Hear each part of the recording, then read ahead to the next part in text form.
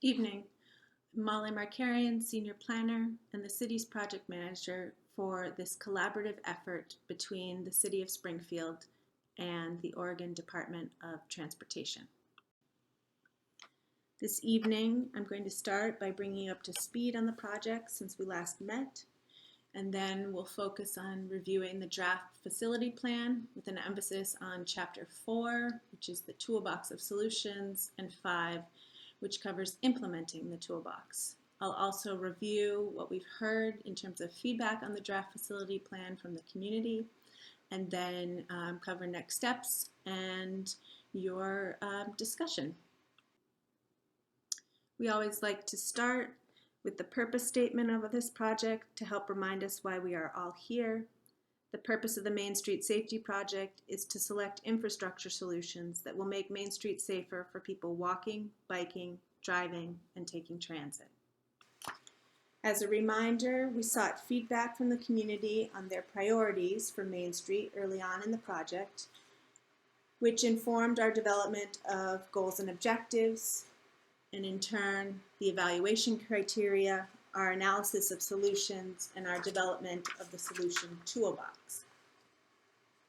The Main Street Safety Project is recommending changes to Main Street to help improve safety and address the specific type of crashes that occur on Main Street. We see a high percentage of rear end and turning movement crashes on the corridor, which are common on urban streets with a high number of driveways and intersections, but 80% is particularly high. Our data shows that the primary causes of crashes are failure to yield right-of-way and following too closely. The community members have asked whether there are specific areas on the corridor that see more crashes than others.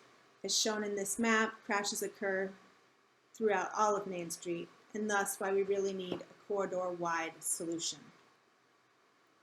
Over the past 3+ years, the project team has been refining solutions based on community input, technical analysis, and City Council feedback. This spring, the Planning Commission, Main Street Governance Team, and City Council acknowledged community input from the third round of community engagement and confirmed that the toolbox recommendations met their expectations and direction to date, including addressing safety on Main Street, recommending implementation of infrastructure elements with a balanced approach to improve safety and support business and economic development on the corridor, and presenting recommendations with a toolbox approach that is simple, flexible, and can be implemented gradually in phases.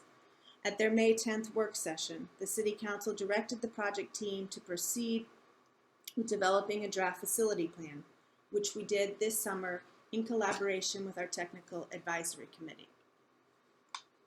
As noted in the May 6th e-update, during our third round of community engagement, we heard some misconceptions about what the project is or is not.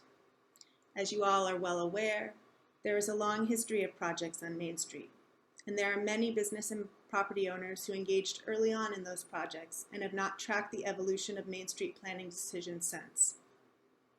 The rumors we are working to dispel about the recommended toolbox are addressed in more detail in Fact Sheet 5, which can be found on our project website at mainstreetsafety.org. Moving on to the draft facility plan. What is a facility plan anyway? Well, it pulls together the technical analysis, outreach, and design concepts that we developed during this planning phase. It is an expression of the community's values. It designs a framework for project design, and it signals to ODOT and the city to begin seeking funding for detailed design and construction. The draft facility plan is divided into 5 chapters, with a roadmap to guide readers at the beginning. Chapter 1, Introduction, provides a history of planning projects on Main Street and the policy context that guided this planning phase. It describes the project process and decision-making structure and highlights levels of community outreach and participation. Chapter 2, Main Street Needs, describes existing and future transportation needs organized according to project goals. It reiterates the serious safety problem that has persisted on Main Street and reflects business community characteristics, including a description of the number and types of businesses on the corridor, common site usage and access concerns expressed by businesses, and summarizes key findings from the literature review examining economic impacts from similar projects with raised medians and roundabouts. Chapter 3, Solutions Development and Evaluation Process, describes just that, the process used to develop and evaluate the solutions, and also details the solutions considered and why some were chosen for the recommended toolbox of solutions described in Chapter 4. The toolbox approach was informed by community feedback and a desire for flexibility, simplicity, and feasibility. The primary tools in the toolbox are roundabouts, raised medians, and long-term cross-section upgrades to enhance the safety and comfort of those walking and biking. We analyzed roundabouts and signals at all major intersections on the corridor.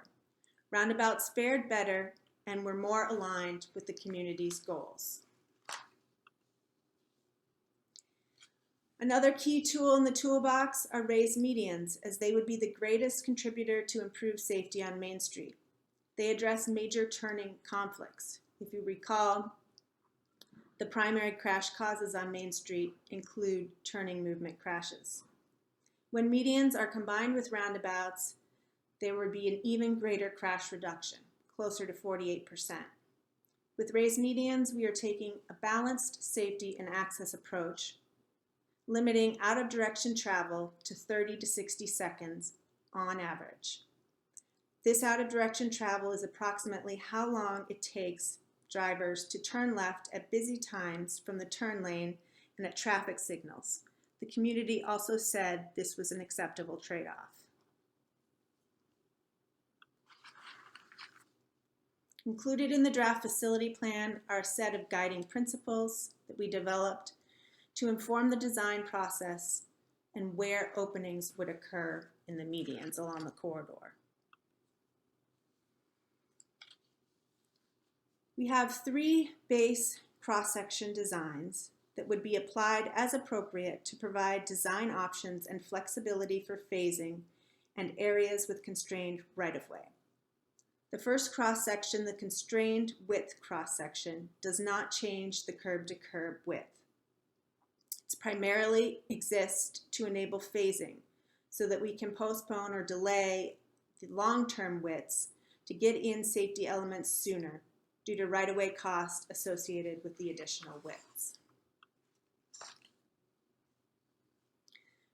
As you can see in this figure, the balanced street width would be applied in the long term to most of the corridor and represents approximately 4 feet of additional width on each side. For the active transportation enhanced cross-section, we recommend that that would be located where we already have greater existing right-of-way between 52nd and 58th. Additionally, potential modifications to each cross-section are provided to offer flexibility in the design phase to better fit corridor opportunities and constraints. Chapter 5, Implementing the Toolbox of Solutions, has principal sections that cover how the toolbox can be implemented and how we can use this plan to inform the design process.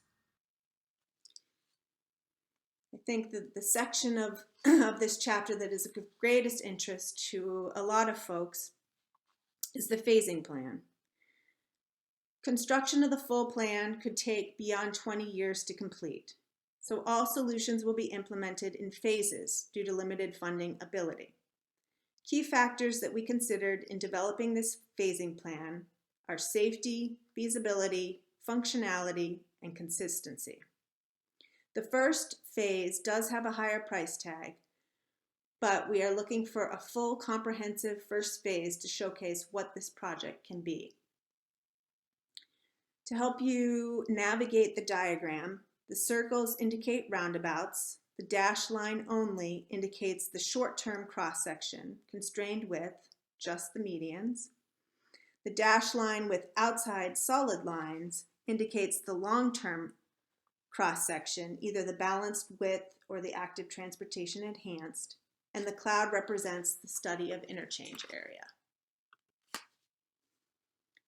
This second slide shows the later phases, with the first phases depicted in dark gray. The project team evaluated the Springfield Comprehensive Plan, Transportation System Plan, and Springfield Development Code to ensure that policies and standards reflect the recommendations of the Main Street Facility Plan. Tech Memo 18 provides a high-level summary of those changes needed, while Tech Memo 19, which is included in your packet, gets into the details of the recommended modifications to language in the Springfield Comprehensive Plan and Springfield Development Code. The recommended amendments to the Transportation System Plan are predominantly in Chapter 5. We also suggest updates to the preface and other administrative sections that are not technically amendments, but are recommended to happen simultaneously. Targeted modifications to the Springfield Development Code are recommended to be completed and legislatively adopted to ensure consistency with implementing the facility plan.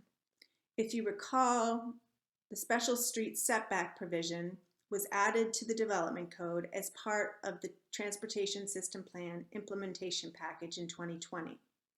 That section is intended to ensure that development based only on building permits are located in a way that preserves options for future street connectivity, should redevelopment occur in the future.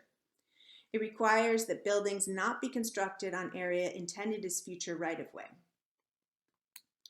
The setback does not require dedication of right-of-way until development occurs and does not set a right-of-way line.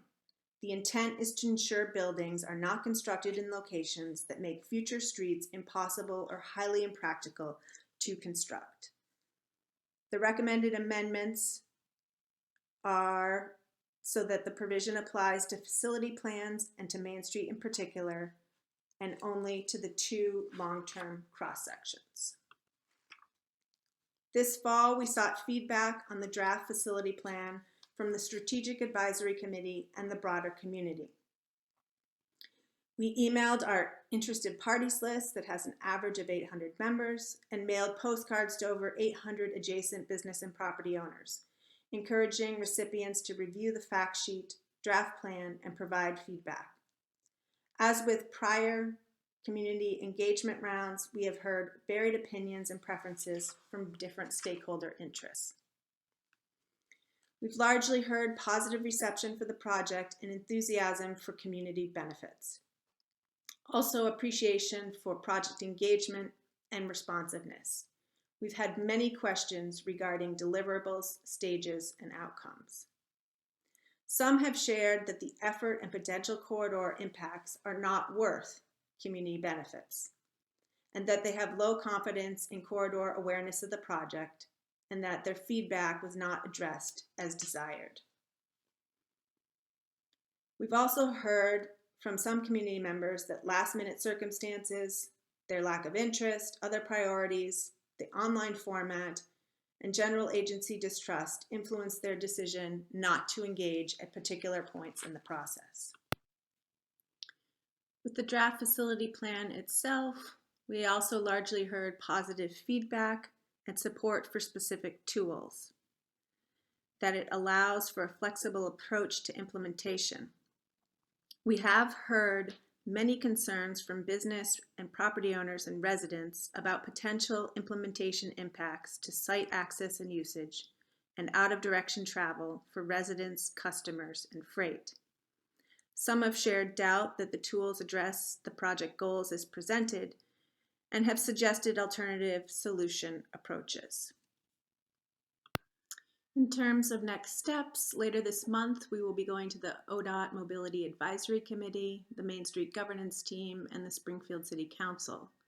Then in December we will be taking all of the feedback compiled during this round of community engagement on the draft facility plan and updating it to prepare it for public hearings in early 2022. So going back to the discussion questions, we would like to hear from the Planning Commission tonight whether the draft facility plan addresses Planning Commission questions and concerns, incorporates community feedback as envisioned, and meets your expectations. We'd also like to hear any questions or concerns you may have regarding Tech Memo 19 and any additional reflections as we prepare the draft plan for public hearings. Thank you and good night.